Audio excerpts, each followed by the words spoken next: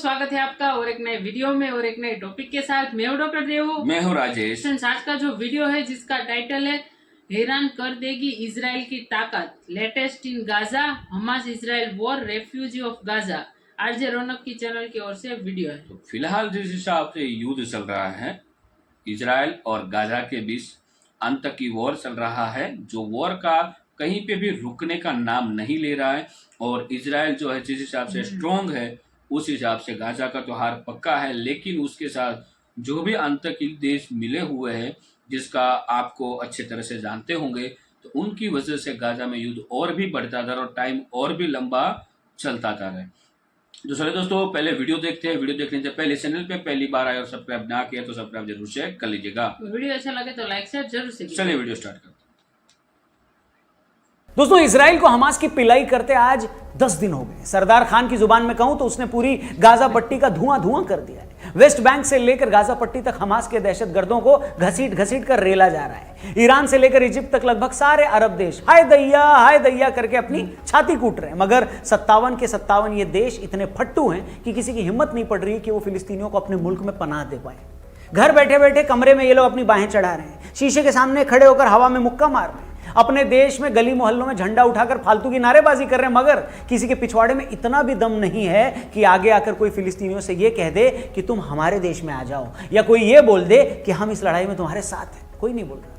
तो आखिर क्या वजह है कि एक छोटे से देश इजराइल से इन सारे अरब देशों की फटकर 74 हुई रहती है? क्या वजह है कि फिलिस्तीन के नाम पर इतनी छाती कूटने के बावजूद एक भी मुस्लिम देश फिलिस्तीनियों को पनाह देने को तैयार नहीं है? आज के इस प्रोग्राम में, आज के इस वीडियो में हम इसी मुद्दे पर डिटेल में बात करेंगे और अरब देशों की इस फट्टूपने की पोल खोलेंगे। आपको बताएंगे कि कैसे इस्लामिक ब्रदरहुड एक मजाक से ज्यादा और कुछ है ही नहीं, और यह भी समझाएंगे कि आखिर क्यों इजराइल का नाम सुनते ही सारे अरब नेता रात में ही डायपर पहनकर सो जाते हैं ताकि सपने में इजराइल आ जाए तो बिस्तर गीला न करें। ठीक है, ध्यान से इस वीडियो को देखिएगा, इंपॉर्टेंट टॉपिक है। और पसंद आई ये वीडियो तो और भी लोगों तक पहुंचाइएगा, चैनल सब्सक्राइब करिएगा। शुरू करते हैं। नमस्ते, स्वागत है दोस्तों। बात हो रही है हमास और इजराइल की लड़ाई की, और आज हम काला चिट्ठा खोलने वाले हैं मुसलमानों के नाम पर घड़ियाली आंसू बहाने वाले अरब देशों का। दोस्तों, इजराइल पर हमास के हमले को 2 हफ्ते होने को, उस एक हमले के बाद से इजराइल भिगो भिगो के हमास के आतंकियों को रेल रहा है। सैकड़ों इजरायली टैंक गाजा में कूच करने को तैयार खड़े हैं। 3 लाख से ज्यादा इजरायली फौजी गाजा में घुसकर हमास की कब्र खोदने को बेकरार बैठे हुए हैं। हर दिन इजराइल को मिलने वाली अमेरिकी मदद बढ़ती जा रही है। अमेरिका के विदेश मंत्री से लेकर रक्षा मंत्री तक इजराइल की यात्रा कर चुके हैं। खुद अमेरिकी राष्ट्रपति जो बाइडेन नेतन्याहू की चौखट पर माथा टेक चुके हैं। इंग्लैंड के प्रधानमंत्री और भारत के दामाद ऋषि सुनक भी इजराइल पहुंचकर बहुतों की छाती पर मूंग दल रहे हैं। इजराइल ने भी खुद को 3 मोर्चों पर लड़ाई के लिए तैयार कर लिया है। वो गाजा में हमास के अलावा लेबनान की तरफ से हिजबुल्लाह और जॉर्डन सीमा पर लड़ाई के लिए पूरी तरह से तैयार है। मगर इन सब के बीच एक अरब देश की, जी हां, एक अरब देश की हिम्मत नहीं पड़ रही कि वो इजराइल के खिलाफ खुलकर युद्ध करने जैसी कोई बात भी करते। अरे युद्ध करना तो दूर, ये लोग इतने स्वार्थी हैं कि इनमें से एक भी देश फिलिस्तीन के शरणार्थियों को अपने यहां आने देने को तैयार नहीं है। आखिर क्या रीजन है कि अरब देश इजराइल से इतना डरते हैं? और क्या कारण है कि साइज में मणिपुर स्टेट से भी छोटा इजराइल, जिसकी आबादी हमारी कैपिटल दिल्ली से भी आधी है, वो इतना ताकतवर बन गया कि आज सारी दुनिया उसका लोहा, पीतल, तांबा, एल्यूमिनियम सब मानती है? क्या वजह है कि जिस देश में न कोई नदी है न बाकी कोई नेचुरल रिसोर्स, वो आज टेक्निक और फौजी ताकत के मामले में यूरोप के देशों को भी पीछे छोड़ता है?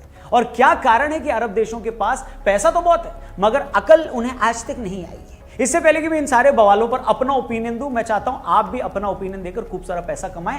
प्रोबो ऐप पर, डिस्क्रिप्शन में इस ऐप का लिंक दिया है। इतना बढ़िया ऐप है, हर आदमी के फोन में होना चाहिए। सिर्फ हाँ या ना में अलग अलग टॉपिक्स पर आप अपना ओपिनियन देकर पैसे जीत सकते हो। जैसे अभी वर्ल्ड कप चल रहा है, क्रिकेट का टॉपिक है, क्या इंडिया न्यूजीलैंड के सामने जीतेगी? यस या नो। 23 अक्टूबर पाकिस्तान अफगानिस्तान के सामने जीतेगा? यस या नो। मैंने तो जवाब दिया है, आप भी यस या नो में ओपिनियन दो, ढेर सारे पैसे जीतो। यूपीआई, पेटीएम, गूगल पे वगैरह से जीतने के बाद उसको विड्रॉ भी कर सकते हो। ठीक है, तो जल्दी से प्रोबो डाउनलोड करो। वीडियो में आगे बढ़ते हैं और बात करते हैं इस लड़ाई की।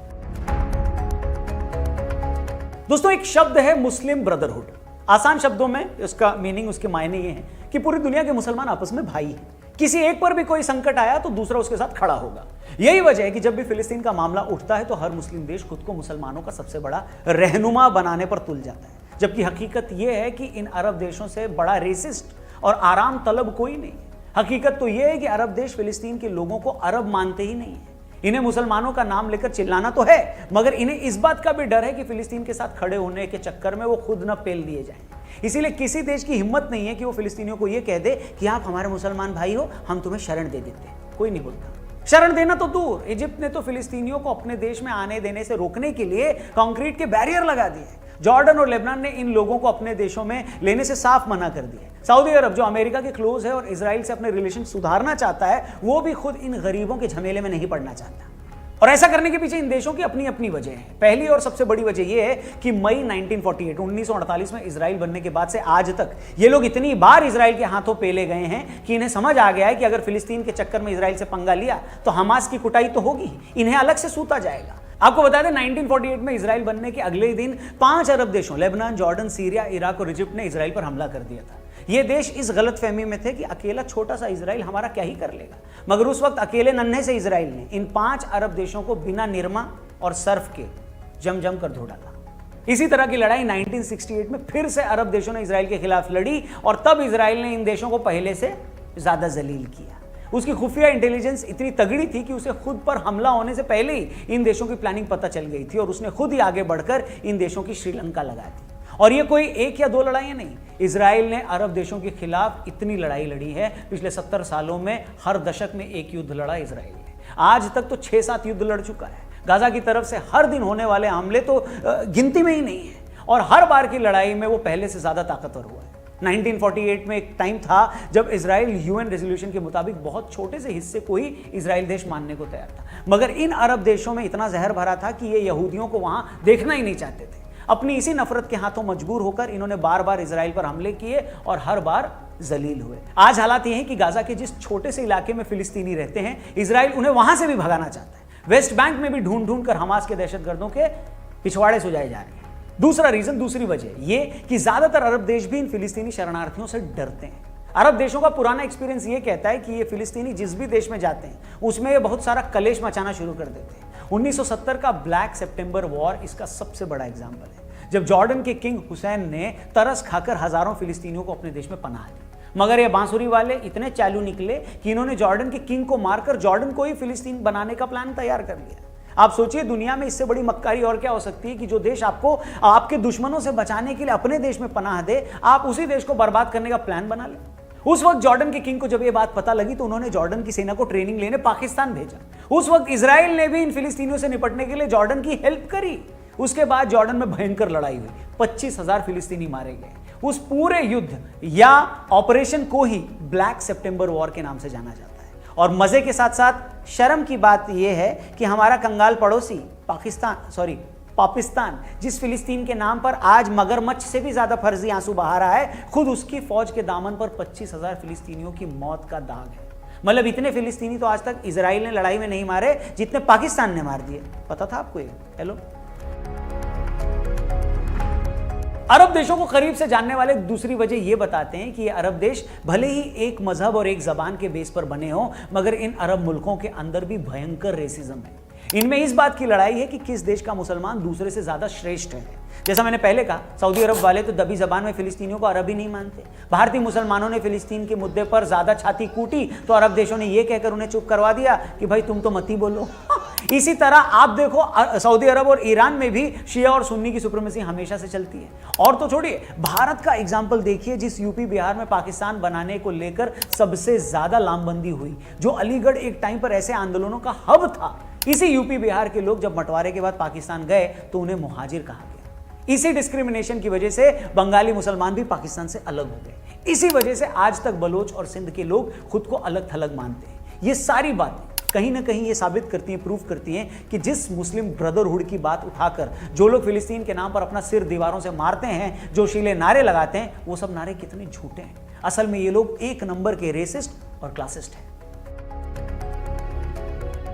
तो भाई ये तो बात हो गई कि क्यों अरब देश फिलिस्तीनियों को शरण नहीं देते और इजराइल के नाम पर क्यों इनकी फटकर 74 हुई रहती है।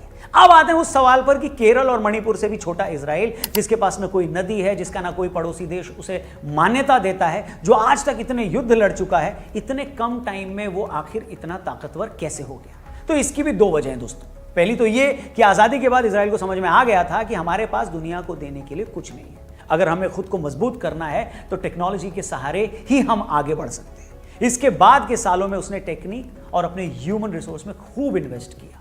आपको जानकर हैरानी होगी कि छोटा सा इजराइल स्टार्टअप्स के मामले में अमेरिका की सिलिकॉन वैली के बाद दूसरी सबसे बड़ी जगह है। इजराइल में इस वक्त 6000 से ज्यादा स्टार्टअप है। उनकी $480 बिलियन की अर्थव्यवस्था है। दुनिया की सेनाओं के पास मौजूद ड्रोन में से आधे से ज्यादा तो इजराइल ने बनाए हुए हैं। वो हथियार एक्सपोर्ट करने वाले देशों की लिस्ट में टॉप 10 में है। हांगकांग और साउथ कोरिया के बाद उसकी अर्थव्यवस्था सबसे स्थिर मानी जाती है।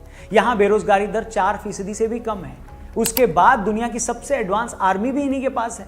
आयरन डोम जैसा ढांसू सिस्टम है। 80 से 90 परमाणु बम है। कृषि की फील्ड में तो इजराइल ने जो कमाल किया है वैसा मिसाल आपको कहीं देखने को नहीं मिलता।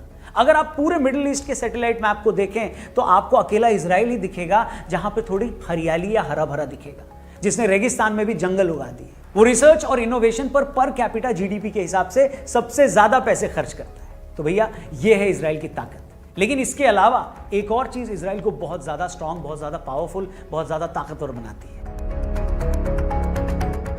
अच्छा, अगर आप ये सोच रहे हैं कि यार दो देशों में दोस्ती तो समझ में आती है, मगर अमेरिका और इजराइल में ऐसी कैसी दोस्ती है कि हमास के हमले के एक हफ्ते के अंदर अमेरिका के विदेश मंत्री से लेकर रक्षा मंत्री और खुद अमेरिका का राष्ट्रपति तक इजराइल आ गया। ये मैं आपको समझाता हूं। इसकी सबसे बड़ी वजह है अमेरिका भर में फैले ताकतवर यहूदी, जो बड़े बड़े बिजनेसमैन हैं, अरबपति हैं, नेता हैं। अमेरिका में यहूदियों की बड़ी आबादी रहती है। यरूशलेम से ज्यादा यहूदी न्यूयॉर्क में रहते हैं। न्यूयॉर्क शहर में 16 लाख यहूदी हैं। लॉस एंजलिस में 5.5 लाख, शिकागो में 4 लाख, बॉस्टन में 3.25 लाख, सैन फ्रांसिस्को में 2.25 लाख और वॉशिंगटन में 2,17,000 यहूदी रहते हैं। मतलब पूरे अमेरिका में उनके काम धंधों, बड़ी बड़ी कंपनियों में, राजनीति से लेकर प्रशासन तक में यहूदी भरे हुए हैं। और यही यहूदी इजराइल की सबसे बड़ी ताकत है। जब 1948 में इजराइल बना तो पूरी दुनिया में रह रहे यहूदियों ने इजराइल को पैरों पर खड़े होने के लिए बड़ी मदद करी थी। आज के अमेरिकी सरकार की अगर हम बात कर लें तो हमास के हमले के बाद इजराइल पहुंचने वाले अमेरिकी विदेश मंत्री टोनी ब्लिंकन यहूदी हैं।